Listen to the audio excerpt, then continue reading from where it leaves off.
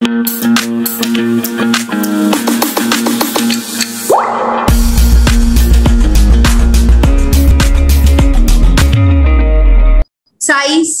अब जो साइज है सेल्स का वो बहुत ही छोटा भी हो सकता है और कुछ में बड़ा भी हो सकता है। माइक्रोस्कोपिक मतलब जिसको आप माइक्रोस्कोप के अंदर देखोगे। जो चीज बहुत छोटी होती है उसको हम माइक्रोस्कोप के अंदर देखते हैं, जिसको हम अपनी आईज से नहीं देख सकते उसको हम माइक्रोस्कोपिक कहते हैं।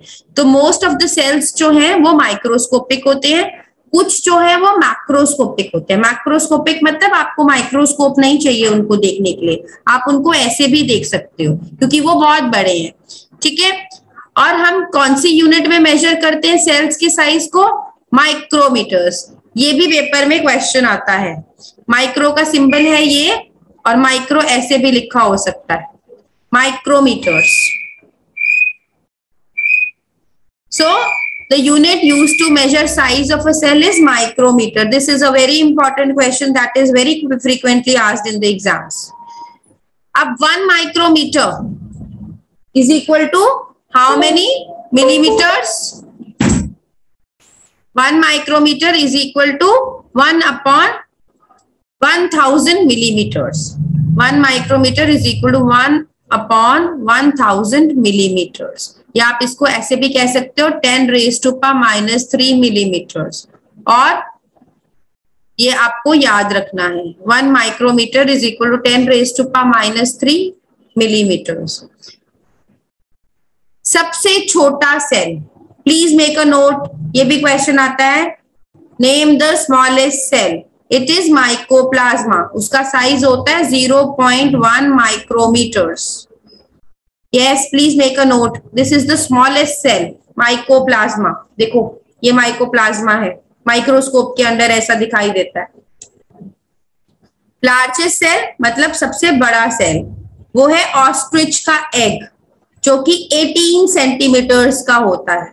So, what is the largest cell? It is ostrich egg. Size is 18 centimeters. अब ह्यूमंस की बात करते हैं। ह्यूमंस की बात करें तो सबसे छोटा सेल कौन सा है? Sperm cell. Size is 5 micrometres. Please make a note, smallest cell in the human body is sperm cell. Size is 5 micrometres. Largest cell is ovum, मतलब female gamete, ovum, that is 120 micrometres. 120 micrometres इसका size होता है। Smallest का 5 micrometres, largest का 120 micrometres. Longest मतलब सबसे ज्यादा लंबा। See the difference between largest and longest. Longest मतलब लंबा, लंबा वही होगा ना जिसके बहुत सारे एक्सटेंशंस होंगी, जिसका फाइब्रस नेटवर्क होगा। वो कौन सा होता है? Nerve cell. कितना लंबा होता है वो? 1 मीटर। 1 मीटर मतलब इतना लंबा, इतने डेंड्राइट्स बड़े होते हैं इसके।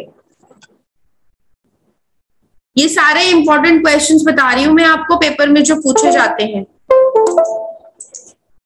You can join evening classes, for that you will have to call on the helpline number, जिसमें आपको 3 आवर्स डेली लाइव क्लासेस दी जाएंगी। If you people are interested, you can contact on the helpline number for that. Okay. Shape of the cells. अब different cells की different shape होती है। क्यों होती है different shape? क्योंकि उन्हें अलग अलग काम करने होते हैं। हर सेल को अलग काम करना है, तो उसकी शेप भी उसके अकॉर्डिंगली होएगी। जैसे कि यूग्लिना और अमीबा जो है वो अपनी शेप को चेंज कर सकते हैं। यूग्लिना और अमीबा पता है ना आपको, अपनी शेप को चेंज कर लेते हैं अमीबा और यूग्लिना। कुछ सेल्स जो होते हैं वो अपनी शेप को नहीं चेंज कर सकते, उनकी जो प्रॉपर शेप होती है वो फिक्स्ड होती है। जैसे कि आरबीसीज। आरबीसीज क्या होते हैं? Red blood cells. Red blood cells कहाँ प्रेजेंट होते हैं? ब्लड में।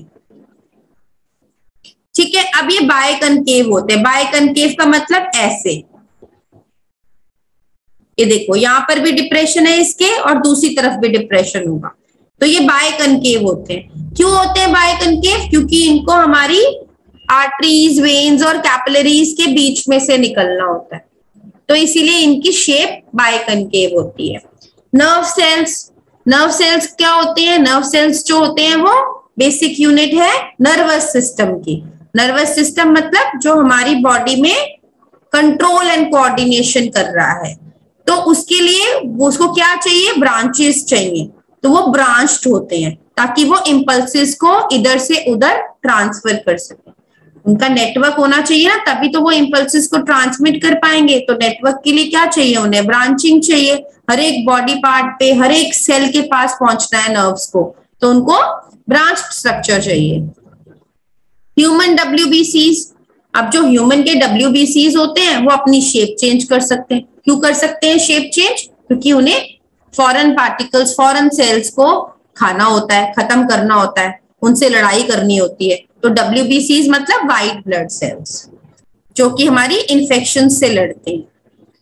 RBCs को एरिथ्रोसाइट्स भी कहते हैं, WBCs को ल्यूकोसाइट्स भी कहते हैं। Got it? ओके।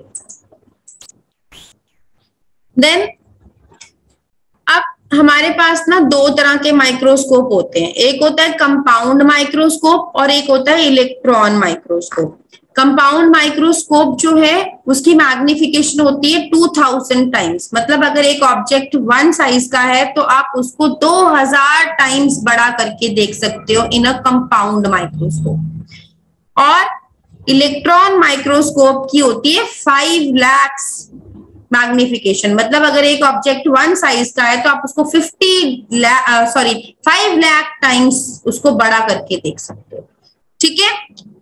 और यूजुअली जो स्ट्रक्चर्स हम देखते हैं वो हमें कंपाउंड माइक्रोस्कोप के अंडर दिखाई दे जाते हैं, लेकिन कुछ स्ट्रक्चर्स ऐसे होते हैं जो हमें कंपाउंड माइक्रोस्कोप में भी नहीं दिखाई देते। उनके लिए हमें इलेक्ट्रॉन माइक्रोस्कोप यूज करना पड़ता है, और उन स्ट्रक्चर्स को, उन लिविंग ऑर्गेनिजम्स को हम बोलते हैं अल्ट्रा स्ट्रक्चर। तो अल्ट्रा स्ट्रक्चर ऑर्गेनिजम्स या अल्ट्रा स्ट्रक्चर्स को देखने के लिए हम इलेक्ट्रॉन माइक्रोस्कोप यूज करते हैं। पूरा वीडियो देखने के लिए और लेटेस्ट एग्जाम अपडेट्स जानने के लिए डाउनलोड करें कैरियर डिफेंस स्कूल का एंड्रॉइड ऐप।